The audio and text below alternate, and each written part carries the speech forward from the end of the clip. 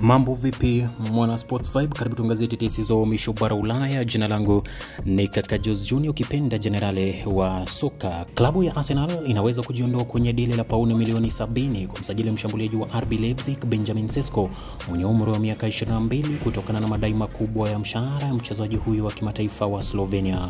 Mshambuliaji wa Sporting na Sweden Victor Gyökeres mwenye umri wa miaka 27 anatajwa kuwa chaguo mbadala.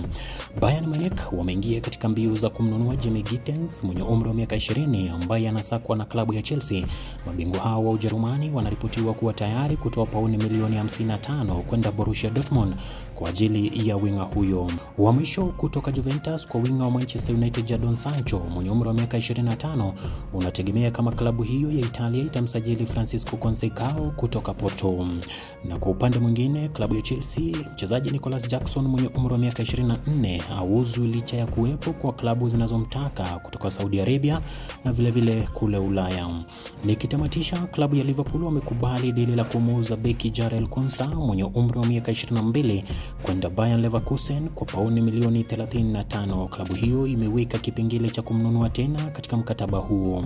Na ndio mwisho wa tetesi za uhamisho bara Ulaya, ikiwa ni tarehe 23 mwezi ikiwa ni wa 6 mwaka 2025. Niite Kaka Jose Junior, ukipenda generali wa soka, na basi usikose kunifuatilia pale katika mtandao wa Facebook, TikTok, Instagram na vile pale YouTube, Kaka Jose Junior sawa na Sports Vibe.